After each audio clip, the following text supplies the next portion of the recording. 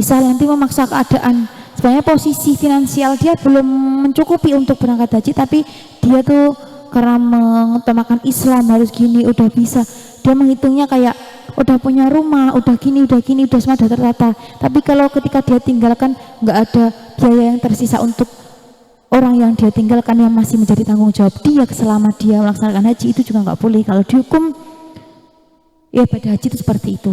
Kalau yang saya pahami itu kalau nggak salah di Fathul Mu'in seperti itu. Jadi harus ada ongkos untuk pulang pergi sama biaya yang di tanah air selama dia tinggal untuk melaksanakan ibadah haji kayak gitu.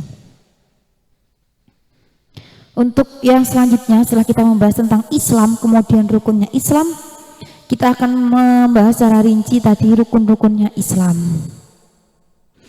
Sin ai soal iku ma opo makna utawi makna asyhadu alla ilaha illallah utawi maknane asyhadu alla ilaha illallah. Asyhadu nekseni sapa ingsun an ing setuhune kelakuan iku la ilaha ora ana pangeran iku mawujud illallahu kejaba Allah.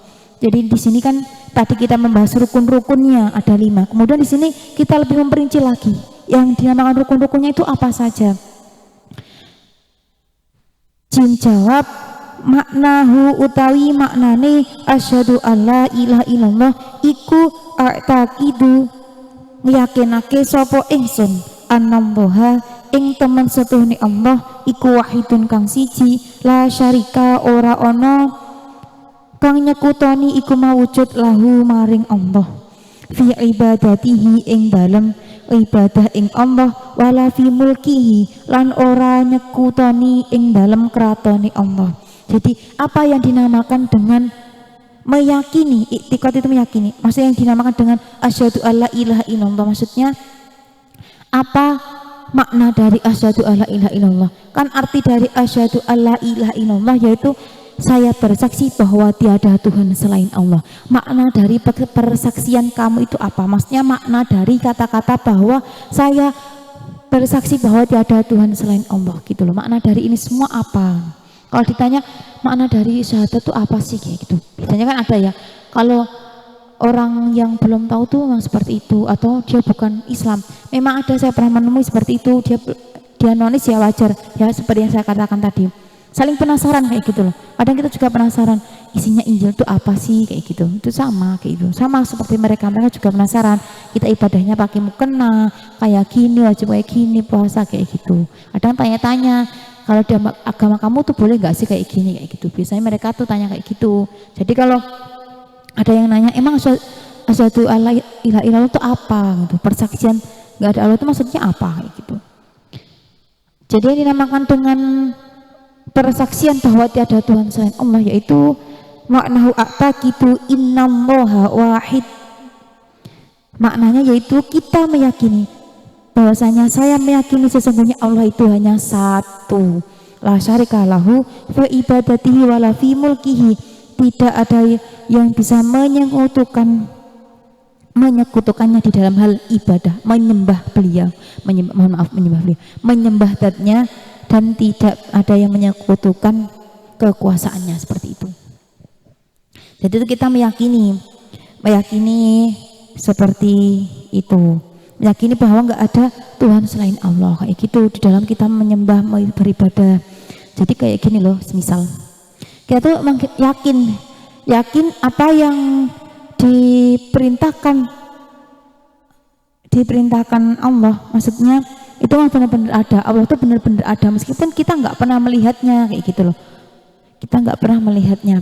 Jadi adanya tuh kita bisa merasakan tapi tak bisa kasat mata. Misal kayak angin tuh, angin kita nggak bisa lihat angin tuh kayak apa sih bentuknya, warnanya apa, kan kita nggak bisa mendefinisikannya seperti barang. Misal kalau ini taplak warna merah, meja tuh bentuknya kotak kayak gitu, kita nggak bisa mendeskripsikan hal seperti itu. Kita bisa meyakini itu tuh karena kita merasakan. Kayak angin kita nggak bisa melihat atau menggenggamnya atau meraihnya, nggak bisa, tapi kita bisa merasakan. Ketika angin itu berembus rasanya itu sejuk kayak gitu loh. Sama kita merasakan kekuasaannya, kayak kita sedang misal meminta sesuatu. Misal ketika sakit, minta diberi kesehatan, kemudian kita sembuh, itu bukti kuasanya, kayak gitu loh. Sama kayak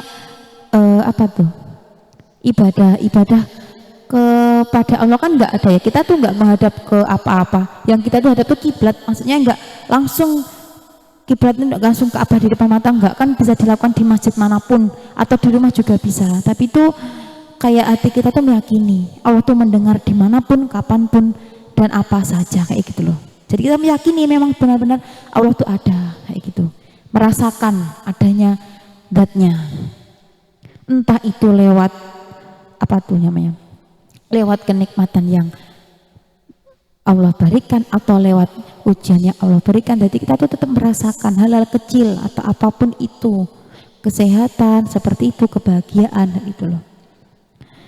Kemudian yang selanjutnya, sin soal ikuma opo makna asyhadu anna Muhammadar Rasulullah, utawi maknane asyhadu anna Muhammadar Rasulullah.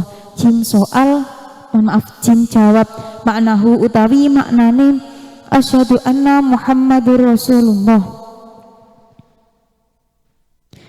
utawi maknane asyhadu anna Muhammadar Rasulullah iku akta kidung yakinake sopo kita anna sayyidina, anna sayyidana ing temen setuhune Gusti kita rupane Muhammad dan Kanjeng Nabi Muhammad sallallahu alaihi wasallam iku Rasulullahi utusane Allah li jami'il khalqi maring sekabehane makhluk, wajibulan wajib apa taatuhu anut ing Kanjeng Nabi fima ing dalem barang amara kang perintah sapa Kanjeng Nabi ing ma, watasdikuhu lan benerake ing Kanjeng Nabi fima ing dalem barang akhbara kang paring khobar sapa Kanjeng Nabi, wajib tinabu lan ngedoi, wajib tinabu malan ngedoi barang nah kang nyegah sapa Kanjeng Nabi anhu saking ma, wazajaro lan tegese nyegah sapa Kanjeng Nabi saking ma.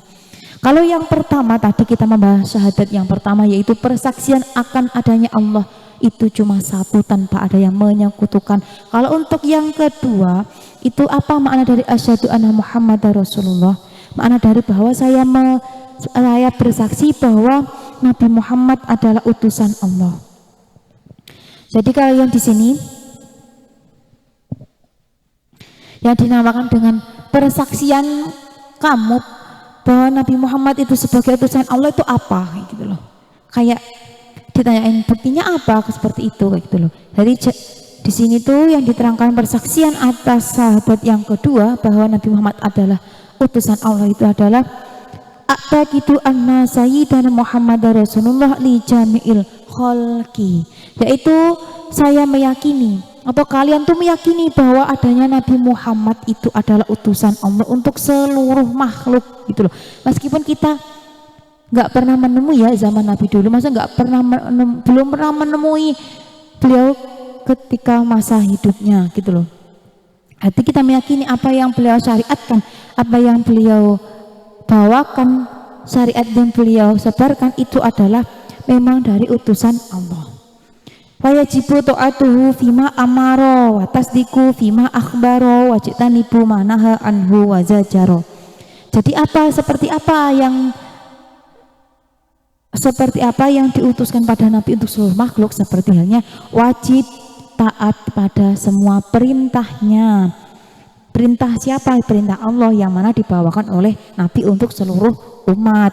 Wajib mematuhi perintahnya, wajib membenarkan kabar-kabar yang dibawakannya. Jadi ketika beliau semasa hidup itu kan menyebarkan Islam, menceritakan tentang Islam, bahwasanya seperti adanya Isra Mi'raj, itu kita percaya bahwa hal itu ada. Gimana dulu tuh asalnya sholat itu 50 waktu, nggak cuma 5 waktu, tapi karena Nabi itu memiliki belas kasih terhadap umatnya, bagaimana ketika nanti umat saya melaksanakan sholat selama 50 waktu sedangkan dia juga punya kesibukan lain seperti mencari rezeki, belajar, bekerja, seperti itu. Kemudian Nabi baru melaksanakan itu. Isra Mi'raj, hingga kewajiban sholat itu turun drastis dari 50 menjadi 5 waktu saja. Coba kalau semisal 50, kebayang nggak